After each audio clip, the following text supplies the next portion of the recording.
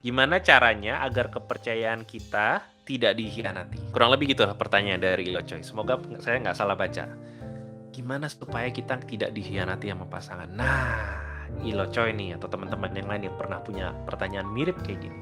Saya mau ngasih tahu, susah banget untuk mengontrol dan mengendalikan orang lain karena kita nggak bisa kita nggak bisa meramal masa depan kan, itu nomor satu, kita nggak bisa meramal apa yang akan terjadi di masa depan, dan kedua kita tidak bisa mengendalikan orang lain ya.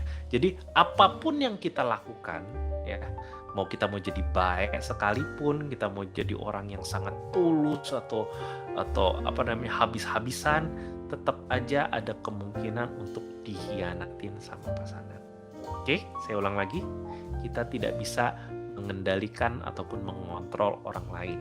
Semakin kita berusaha mengontrol dan mengendalikan, biasanya ada dua yang kejadian. Pertama, pasangan akan gerah, ya, pasangan akan ngerasa kayak dikekang, dia jadi nggak nyaman, dan dia akan berontak, gitu kan? Dia akan berontak, dia akan apa istilahnya ya, melawan kita, dia akan bertingkah yang aneh-aneh. Itu nomor satu tuh. Jadi kalau kita berusaha mengekang, nah itu akan seperti itu. Nomor dua, kalau kita berusaha mengekang dan mengontrol pasangan ya, kita justru akan makin takut. Ini alasan kenapa jangan posesif, jangan ngontrol-ngontrol, jangan kekang-kekang, jangan berusaha bikin pagar yang kebanyakan gitu loh. Karena kalau kita berusaha mengekang, minta dia lapor-lapor lah, minta dia selalu membuktikan diri lagi di mana sama siapa lah, semakin kita mengekang gitu, kita tuh lagi ngasih makan ketakutannya kita. Kita lagi ngasih makan kecemburuannya kita. Orang pikir kan gitu, gue gimana bisa percaya kalau gue nggak ngecek HP-nya dia? Salah. Semakin Anda ngecek HP-nya, semakin Anda tidak percaya sama dia. Betul nggak? Coba yang jujur nih, yang pernah ngelakuin kayak gitu, yang pernah ngecek-ngecek HP, pasang GPS, spy atau apa-apa.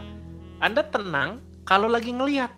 Ya, kalau lagi ngecekin Anda tenang, Anda ngerasa, oh ini gue percaya sama dia. Anda tuh bukannya percaya gitu loh. Buktinya apa? Kalau ditutup PS-nya Anda langsung dak duk duk dak duk duk dak duk duk, betul nggak? Jadi sebenarnya Anda nggak percaya. Dan semakin Anda sering mengandalkan ngecekin apa namanya, GPS location-nya dia, cloning WhatsApp-nya dia, atau ngelarang dia ini, ngelarang dia itu, nggak boleh berteman dan semakin kita larang dia, semakin kita ngasih makan ketakutannya kita, monster ketakutan di dalam diri kita, monster posesif itu makin berani gitu, dia akan makin liar, dia akan makin beringas. Buktinya apa? Ketika GPS-nya pasangan kita tuh lagi mati, atau dia lagi nggak ngelapor, pasti langsung kan keluarkan monsternya, langsung galak gitu, langsung, kamu kemana? Gitu. Padahal 5 hari sebelumnya atau 1 minggu sebelumnya di GPS kelihatan fine-fine aja, baik-baik aja kan. Di chatting kamu lihat dia nggak kenapa-napa, tapi begitu ada 1 hari di mana dia hilang atau terlihat berbeda, ngakunya apa, lakuinnya apa, langsung monsternya keluar, blar. Nah, maksud saya ya. Jadi kalau kita mau percaya sama pasangan, ya kita nggak bisa mengontrol dia, kita nggak bisa mengendalikan sikapnya, nggak bisa. Terus tanya, gimana supaya nggak bisa dikhianatin?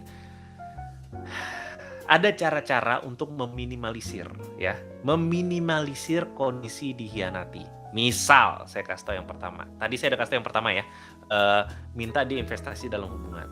Semakin banyak dia terlatih memberikan dirinya, waktunya ke hubungan, ke kita ya, dia jadi nggak punya waktu buat ngurusin yang lain. Anggap, saya beri analoginya kayak rumah tangga deh. Rumah tangga misalnya seorang ibu atau seorang istri. Biasanya di Indonesia seorang istri itu dituntutnya banyak di rumah ya. Entah, mungkin dia kerja juga di luar, tapi di rumah dia dituntut buat banyak, buat ngurusin rumah atau ngawakin si mbak, terus juga ngegedein anak, ngatur ini dan itu rumah. Jadi waktunya habis buat kerja atau buat anak, dan juga buat rumah, plus buat istri dan keluarga besar. Karena waktunya habis ya, jadi dia nggak punya kesempatan ngerjain yang lain. Anggap, nah dia nggak punya kesempatan buat deket sama sumber kehangatan lokal lain atau sama gebetan-gebetan lain. Bukannya dia nggak tertarik sama yang lain, dia tertarik aja, tapi kayak, males gue capek, karena gue pengen main di rumah aja sama anak gue, sama suami gue, sama rumah gue gitu. Jadi dia nyamannya di rumah karena udah dihabisin di rumah.